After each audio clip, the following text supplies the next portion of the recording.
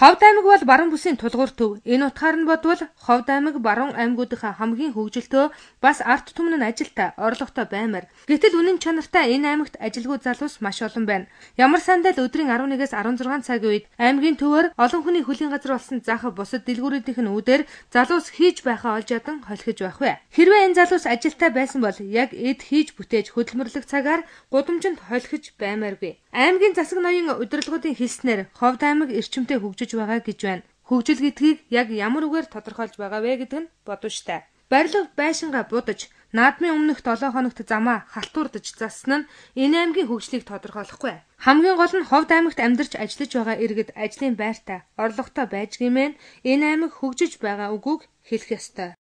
За тэгэхээр Ховд аймаг үүсгэн байгуулагдсан 80 жилийн нэлээд сүртэй болж өндөрлөж байна. Тэгэхээр Ховд аймгийн хувьд 80 жилийн ойгоо угтаад Ховдын засаг дарга, Ховдын захиргаанаас маш олон ажил хийхийг одоо иргэдтэй төдийгүй албан газруудтай даалгавар болгон өгсөн юм байна. Тэгэхээр энэ нь ямар ажил байсан бэ гэхээр ер нь бүх барилгууд өнгөө сэргээх байсан.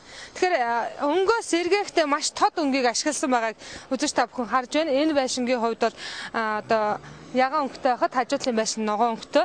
Ер нь тэгээд дандаа нүдэнд ийм хурц өнгөөр барилга байшингуудаа сэргэн будсан байна. Тэгэхээр энэ нь бол Ховд аймгийн засаг даргын хэлж байгаагаар их бүтээн байгуулалтын ажил гэж байна. Бас хажуугаар нь Ховдын хотын төвийн замыг бас янзалж байгаа гэж байна. Гэхдээ иргэд энэ дээр шүүмжлэлтэй хандаж байна. Яагаад тэгэхээр хэдхэн хоногийн өмнөөс замыг одоо маш түргэн хугацаанд засварлаж байгаа учраас энэ бол чанарын шаардлага хангахгүй гэсэн ийм тайлбарыг хэлж байгаа иргэдтэй ч бид олон тайрлаа. Тэгэхээр Ховд аймгийн хувьд өнгө үзэмжин сэргэж байгаа хэдий ч хэдийгээр одоо байгаа байшингуудаа тод өнгүүдээр будаж байгаа хэдий ч энд ганцхан дутагдaltaй зүйл нь ажлын байр юу ч алгаа.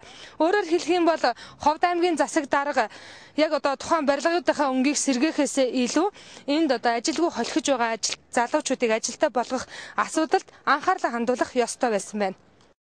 Бидэнтэй таарсан иргэд ажлын байр байхгүй гэдгийг шууд л хэлж байна. Гэхдээ зарим нэг хүмүүс зурагтаар гарах ямар ч хүсэлгүй байлаа. Их хотыг бодвол жижиг аймаг учраас аймгийн удирдлагуудаас эмээгээд ярилцлага өгөхийг хүсэхгүй байгаа залуусч бидэнтэй таарсан. Тэдний ярьснаар танил талтаа, ар үрийн хаалгатай бас болоогүй аль намынхаас шалтгаалаад залуус нь ажилд ордог гэж байна. Хатуухан хэлэхэд аймгийн засаг ноён нэмд аваад таалагдсан бол ажилтаа болох амархан гэсэн юм. Ийм байдлаар жалга довны үзэл гаргадаг учраас зарим нэг залуус нутагтаа ажиллахаа болж хот хүрээ барааддагч нуусангүй. Бидний ойлгосноор Ховдын залуус хэдэн зуугаараа хөшөөдийн урхад ажилд орсон гэдэг. Гэтэл үнэн чанартай хөшөөдийн урхад ажилд ороод амьдрал амжиргаагаа дээшлүүлээд байгаа хүн Ховд нутагт бараг алгаа. Ажил зөндөө хэрэгтэй болж байгаа. Одоо ажилтны хүмүүс зөндөө явж байгаа. Жаахан залуучууд өчөөд 2-3 сурд төгсөн дээд мэргэжлийн хүмүүс хүрт ажилтгууд явж байгаа. Манай нахын хүмүүс ажилтгүй бараг өчөөд 5 жил суртаад ямар ч ажил авахгүй одоо тэгээд гэртээ байчих шүү дээ. Ямар ч ажил үнэ ган хүүхэн тэгээд ажиллаж байхгүй. Хөшөөд рүү одоо Монгол залуучуудыг ялангуяа Ховдоос их хэмжээний залуучуудыг ажилд оруулж байгаа гэдээс үнэн үү? Мэдхгүй би сайн мэдээгүй. Зургатар юм яриад гисэн. Тэг би сайн мэдхгүй тань. Маа нэг дээр бас одоо багшин дээр төгсөн. Бас ажилгүй гэртээ тэгээд байж байгаа. Тоосгны үйлсийг ажилд оруулмаар байна. Тэгээд бас манай үрээгээ айц бас азгуул зөндөө байгаа шүү дээ. Тэдрэг ашиглалтнаар бол зөндөө хүмүүс ажилд орно шүү дээ. Миний мэтгэл тоосын үйлдвэр байна. Тэгээд энэ урдуур бас янз янз нэг цементийн үйлдвэр гээл янз янз энэ тэнд ахарч ихэр ажлууд босоод ивэл хүмүүс зөндөө байна л да. Хууч ах үйлчлэгээс ажилд орох юм бол ойлцоо зөндөө. Ажлын байр байхгүй байгаа нь магадгүй энэ Ховд аймгийн удирдлагууд бас муу ажиллаж байгааг шинжээл гэж бид дүгнээд байна л да. Тийм л да. Тийм байна. Тэгээд бараг л чадaltaй хүмүүс нь ажиллаа хийгээл мануудын хүүхдэд ажиллагүй тэгээд бараг гэр орночгүй шахвал гэр орн ах トゥ угаа төсөөлөд ах トゥ гэр орнд аав ээжээс ажиллахаа хүсийг аваад бараг тэгээд янтэрч. За энэ Ховдод ажлын байр байгаа байхгүй миний хувьд тодорхой мэдээгүй ер нь байхгүй талдаа л орох болов. Хөдөө бол ер нь ажлын байр бас байхгүй ажилгүй залуучууд гэж одоо хот хөдөөгүй аймаг сумгуул одоо ийм болцсон цаг байна шүү дээ. Би ч одоо Чандмал сумаас ирээд энд нэг хон жил хөдөөний хүн энэ аймгийн явдлыг сайн мэдэхгүй л дээ хүн. За тэгэхээр та сая хэлж ин л да сумдууч гэсэн ажлын байр байхгүй байна гэд. Тэгэхээр хөшөөтийг дагаад одоо Ховд аймгийг тойрсон сумдууд ховдын сумдуудыг ажилчдыг одоо залуучуудыг ажлын байраар хангаж ийна гэсэн мэдээлэл нийслэл хотод бол цацагддаг. Гэтэл яг үнэндээ хөшөөт дээр ер нь Монгол залуучууд ажиллаж ийн үгүй юу гэдгийг бас хүмүүс хариулж мэдэхгүй байна. Таны хувьд танаа чандамнаас ер нь хичнээн залуу хөшөөт рүү ажилд орсон бэ. Та ер нь тэр талаар мэдээлэлтэй байна уу? За тэр талаар нь хөдөө чандамнаас хөшөөт рүү ер нь тийм олон хүн яваагүй. 2-3 хүн явсан сургалтаа манай суманд. За тэнднийх ажлын байр байгаа их сайхан байгаа гэдэг байгаа. Тэгээ яг залуучууд авах гээд очих гээд ингэхэн тэр авдаг хүн байхгүй. Тэр голоод авдаг манай хөдөөний малчин залуучуудыг. За юу гэж голох вэ? Мэргэжил дутуу гэдэг юм уу, зарим нь нас болоогүй байна гэдэг юм уу, ингээд янз бүрийн шалтгааныг авахгүй байна гэцгаагаад тийм цуу яриа манай суманд их байгаа. Залуучууд ажил би өөрөө тэнд ороогүй ирнэ. Тэгээд банк хөдөө байна, малчтай. Тэгээд ингээд ирсэн зарим өдөр тэнд банкн дээр 21-ийн 21 ингээд авсан. Өш ажил малжинд оролдоод зүтгэхэд тэнцэх байх. Ажил хийхээр ажил олдож байна уу? Ажил хийх бол ажил хөдөө хөлсмөсний тийм ажил олдно. Өш баталгаа орондоо ажил байхгүй манайх. Ажлын байр хэрэгтэй л яах. Энд чинь бол нэг залуучууд маань аюулгүй толгомдсон асуудал байгаа шүү тийм ээ. Их сургуулиалаа аюулгүй төгсч байна. Тэгэл тэр болгоно ажлын байр хангамж муутай. Ховдод бол томоохон үйлдвэр ч юм уу, нарийн бовны үйлдвэр, эсвэл юу гэдэг ойдлын үйлдвэр, ийм томоохон улсын одоо засаг захиргааны зүгээс нээсэн үйлдвэр гэж юм байхгүй юм шиг байна. Ер нь гэхдээ хувийн дандаа компаниуд аягүй ихтэй л дээ. Тэнд маань болохоор нөгөө бас тодорхой хэмжээний ажлын байрын тоо гаргацсан байдаг болоод тэр юм уу тийм ээ. Бас тэр болгон хангамж муутай л байгаа. Хөшөөт рүү ер нь Монгол ховдоос ер нь Монгол ажилчдыг хэр авч байгаа бол тэрийг сайн мэдэхгүй. Би нэг сайн мэдэхгүй. Тэр мэдэхгүй байна гэдэг чинь байхгүй юм л болж тараад. Тий, хаттууд л их орж ирээд байгаа. Тэр талаар байгаа тий.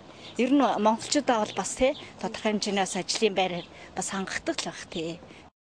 Энэ мэтэр уулзсан хүн болгон ажлын байргун улмаас амьдрал хүнд байгаагаа тоочж мэдхээр байлаа. Угтаа бол 25-аас 45 насны эд хийж бүтээх насан дээрээ байгаа залуус төрсөн нутагтаа ажиллаж амьдрах хүсэл тэмүүлэлтэй байдаг. Гэхдээ ийм сэтгэл зүрх өөртөөд танил тал муутай бол Ховд аймагт ажилд орох хүнд болсныг хэлэх залуус олон тарсан. Ийм учраас Улаанбаатарт бас өөр аймаг орон нутагт зарим нь гадагшаа явах сонголт хийдэг болж таарч байна. Харин аймгийн засаг дарга бол арай өөр үг хэлж байна. Ажлын байр хаасаагүй байдаг гэлээ. Гэхдээ Ховдын залуус ажлыг голдог. Хийсэн ч эхний 7 хоног ажиллаад орхиод явдаг гэж байна. Тэгсэн хэрнээ ажлын байр байхгүй, ажил олдохгүй гэж ярьж байгаа нь буруу гэж аймгийн засаг дарга игдүүцлээ.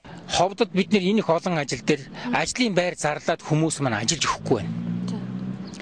Бид нэр одоо нэг газар дээр нь ажиллаж байгаа хүмүүсийг арга ядаад шүнд нь өөр газар дээр гууж ажиллуулж байна. Тэгэхээр өнөөдөр хэн ажлыг голж байна уу? Хэн ажилд очиж сонирхолгүй байна уу? Тэр хүмүүс илүү их одоо гомдол гаргаж байна.